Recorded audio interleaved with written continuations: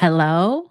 I assume I am live. So I thought I would just talk to you about something that's discussed a lot out there. And sometimes it can feel a bit heavy. It can feel easy for some, but for some people are like, yeah, I wish I could understand that. So I had a river moment in 2019. And why did I have that river moment? So I had that river moment in 2019 because I had to find out where I was to be able to find out where I want to go. So in 2019, I was leaving the office where I was working and I was walking alongside a river. I was living in the capital, Oslo, Norway. And I remember I was so angry and I was so tired of going to the office because I didn't like my job. And if you would see me that day, you wouldn't see a person who had a breakdown. You would see a person who was really good at pretending everything was fine, but a little bit sad.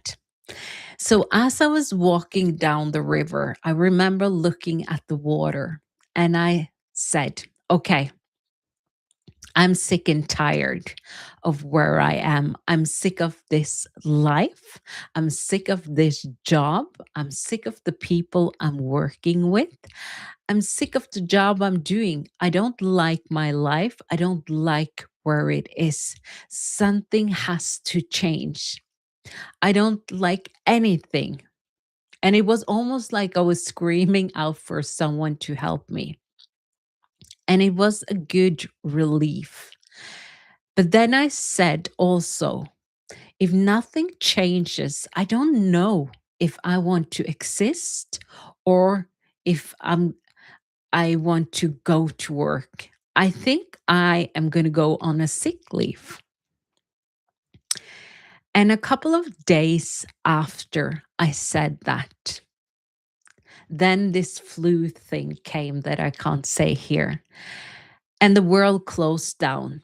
And for me, that was a blessing.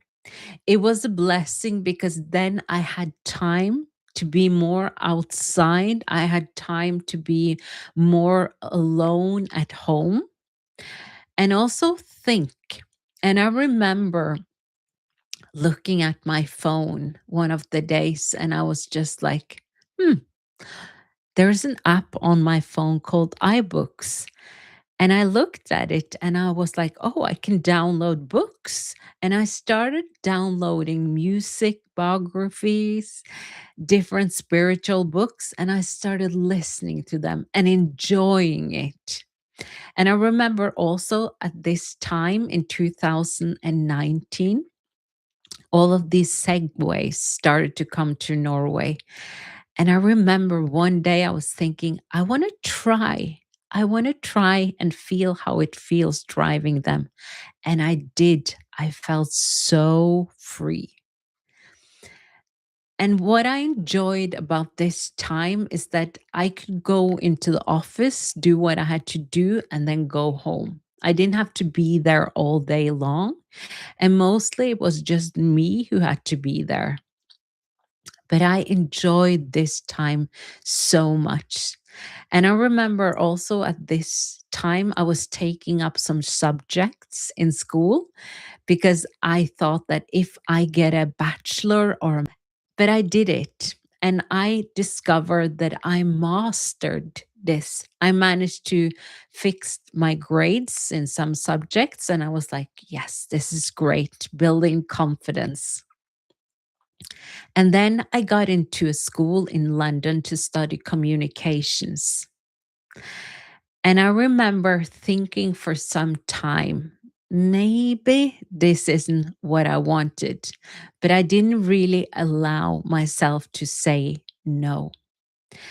And then after a couple of months, it was safe for everyone to be in the office. So people slowly started coming back into the office. And I was only at this time working at a job for just 9 months. It was a maternity leave. And I remember I was so excited to be done there, to not go into the office anymore. And I remember as I got closer to the last day, a thought come a thought came into my mind. Was like, I don't think I want to go to London and study. I actually don't want to go. So I kind of made a decision to not go. So I said, I'm not coming. I kind of finished everything. And that was quite risky because I didn't have a job to go to because I had planned to go to London. But I had hope for the first time that I was going to find something different. And I remember one day I was lying in bed and I was watching YouTube. And then suddenly this man called Bob Proctor comes up on the screen and he's being interviewed by another podcaster. And I remember listening to this and I'm thinking, interesting. There's something about his voice, but he's talking about money. And I'm like, I'm not looking for money to feel better, of getting richer. I just want to feel good.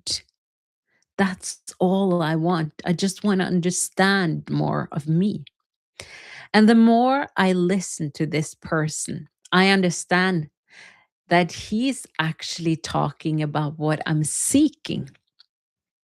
So a voice within me says, follow this man, find out more about him. So at the end of this podcast that he's on, I'm invited to go to his page. So I do right away. And I see there's a webinar there that starts in 40 minutes. And I make a decision to sign up because I'm like, oh my God, this is amazing. And it's also a weekend. So I watched this webinar and I'm like, oh my God, I think I found what I've been looking for my whole life.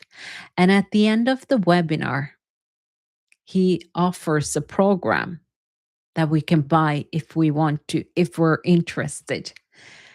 So I do. I make a decision to buy this program, and it's called The Science of Getting Rich. And I don't know it at this time, but this is a really important moment where I make a decision to buy something I want, that I am curious about. So I get the program, I start watching it right away. And I'm even writing notes and drawing, and I'm just enjoying this so much. I'm so excited. And at the end of the program, he's asking, what do you really, really want? And I remember I'm crying and I say, I want to do exactly what you're doing. And that means that I want to do what he's doing in my own way. I had been looking for myself what I wanted to do my whole life. And there it was. Because I took a couple of steps. I dared to listen to my voice and follow my own intuition, not anyone else. Not because someone said, oh, you should follow this person because it's really cool. You should pay a lot of money because this person is really cool. No, in my own way, I made a decision. So when I had the answer, what I wanted to do, I saw there was a way to join this community. And I was like, oh my God, it's a no brainer. Of course, I'm going to do that. And it was called MSI Connect. And I signed up.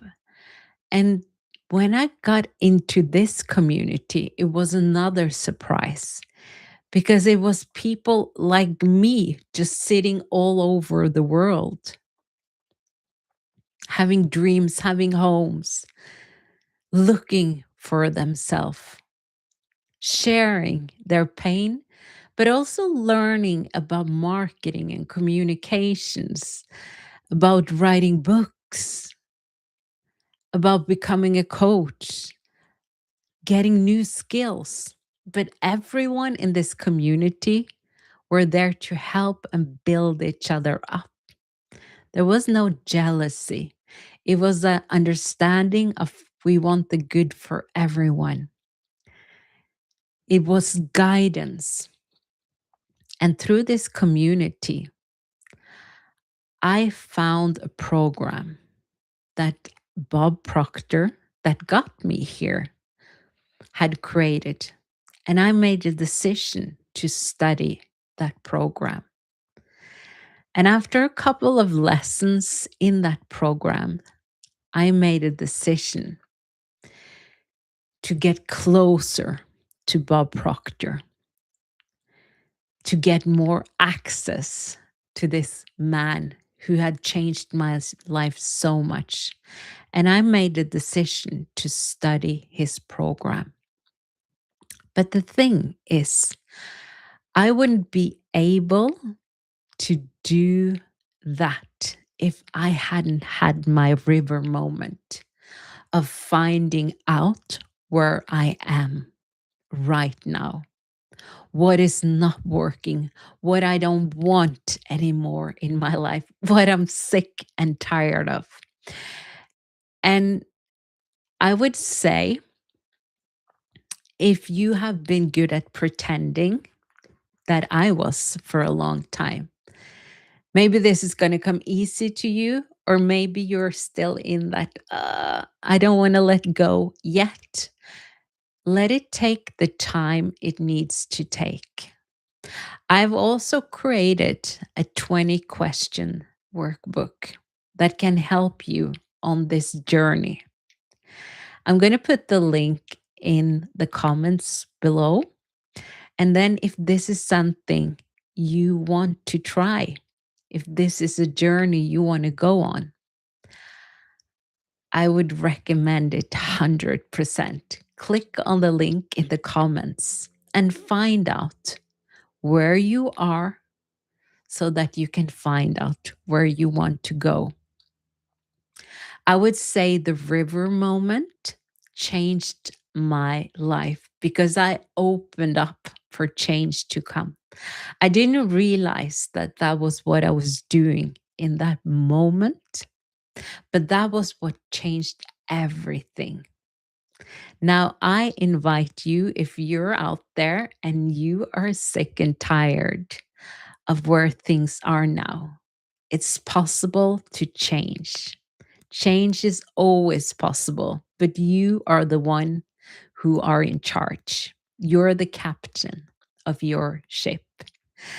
I hope you find this useful, this information, and I see you soon. Bye.